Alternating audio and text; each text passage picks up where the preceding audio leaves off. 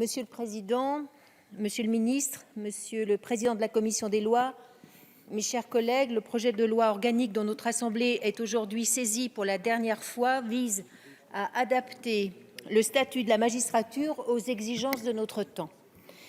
Je voudrais en préambule remercier très sincèrement Jean-Yves Le Bouillonnec, Jean-Michel Clément, à qui nous pensons tous, rapporteur de la loi ordinaire.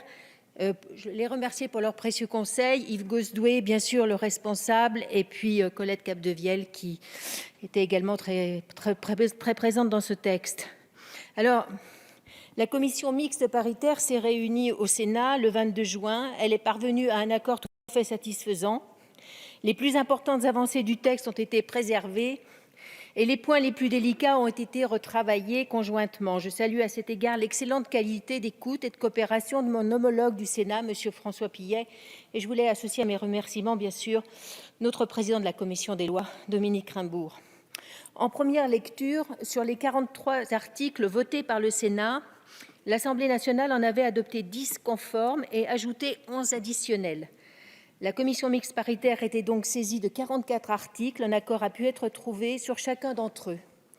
Dans de nombreux cas, c'est le texte issu des travaux de notre Assemblée en première lecture qui a été retenu par la commission mixte paritaire. Il en va ainsi, par exemple, de l'élargissement des conditions d'accès au concours d'entrée à l'École nationale de la magistrature, de l'enrichissement des perspectives de carrière des magistrats, qui repose notamment sur la création de nouvelles fonctions hors hiérarchie, destinées à renforcer les postes d'encadrement intermédiaire et supérieur dans les plus grandes juridictions, mais également sur la revalorisation des fonctions de magistrats placés. Il en va également de l'extension de la procédure dite de la transparence, de l'article consacrant le droit syndical des magistrats ou encore des dispositions réformant les procédures disciplinaires. Dans d'autres cas, la commission mixte a au contraire opté pour le texte du Sénat, ainsi notamment en matière d'assouplissement de l'obligation de résidence des magistrats, en matière de déclaration de patrimoine des membres du Conseil supérieur de la magistrature, lesquels relèveront de la Haute Autorité pour la transparence de la vie publique.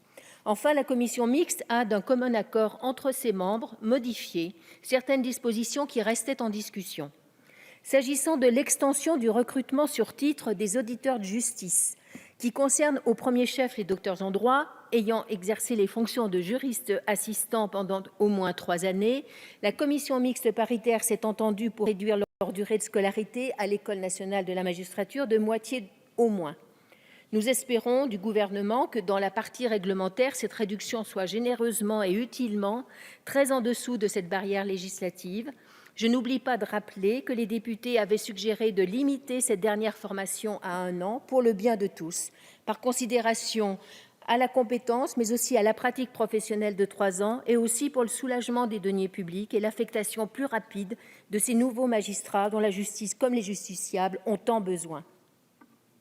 Pour ce qui concerne le statut du juge des libertés et de la détention, la commission mixte a convenu, comme le souhaitait l'Assemblée nationale, d'en faire une fonction spécialisée, avec les conditions de nomination et de rémunération que cela implique, tout en précisant que le juge des libertés et de la détention doit être un magistrat du premier grade au moins.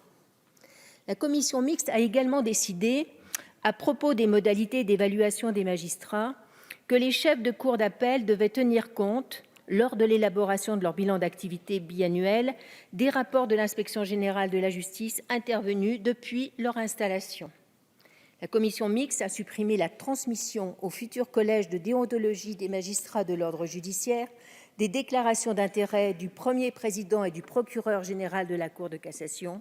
Elle a préféré retenir un mécanisme de déclaration interne au Conseil supérieur de la magistrature applicable à chacun de ses membres, y compris donc au premier président et au procureur général. Nous avons également supprimé la publicité des avis individuels du collège de déontologie afin d'éviter toute interférence avec les missions dévolues au Conseil supérieur de la magistrature.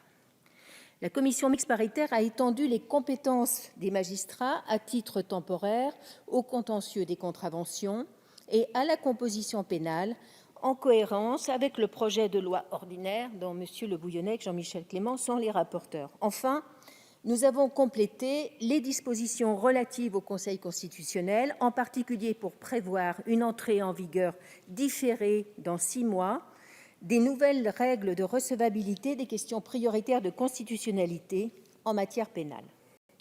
Au total, je tiens à souligner que l'ensemble de la sphère publique sera désormais couverte par des exigences déontologiques renforcées. Les lois sur la transparence de la vie publique de 2013 avaient ouvert la voie à propos des principaux acteurs politiques et responsables publics. La récente loi du 20 avril 2016 sur la déontologie et les droits et obligations des fonctionnaires a étendu ces exigences aux agents publics, y compris aux membres des juridictions administratives et des juridictions financières pour lesquelles ont été créés, je le rappelle, un collège de déontologie de la juridiction administrative et un collège de déontologie des juridictions financières. Le projet de loi ordinaire de modernisation de la justice du XXIe siècle, que nous examinerons tout à l'heure, soumet les juges des tribunaux de commerce à l'obligation de déclarer leurs intérêts auprès du tribunal et à déclarer leur patrimoine auprès de la Haute Autorité pour la transparence de la vie publique. Cette dernière obligation incombera également au président et au vice-président des conseils de prud'homme. Quant au projet de loi organique dont nous débattons présentement, il étend à tous les magistrats judiciaires l'obligation d'établir une déclaration d'intérêts et de procéder à un entretien déontologique avec leur chef de juridiction qui pourra, en cas de doute sur une situation de conflit d'intérêts, saisir pour avis le collège de déontologie des magistrats de l'ordre judiciaire. En outre, des déclarations de patrimoine devront être adressées à la Haute Autorité pour la transparence de la vie publique par les plus hauts magistrats judiciaires, premier président procureur général, président de chambre et premiers avocats généraux de la Cour de cassation, premier président et procureurs généraux des cours d'appel, président et procureur de la République des tribunaux de première instance. Enfin, les membres du Conseil constitutionnel ne pouvaient être laissés à l'écart de ces évolutions. J'associe à ces propos Yves Godwé, mon collègue député qui a beaucoup travaillé sur cette question. Et compte tenu de l'éminence des missions de cette institution, mais aussi de sa juridictionnalisation croissante, nos concitoyens n'auraient pas compris que les mêmes exigences d'exemplarité ne lui soient pas transposées.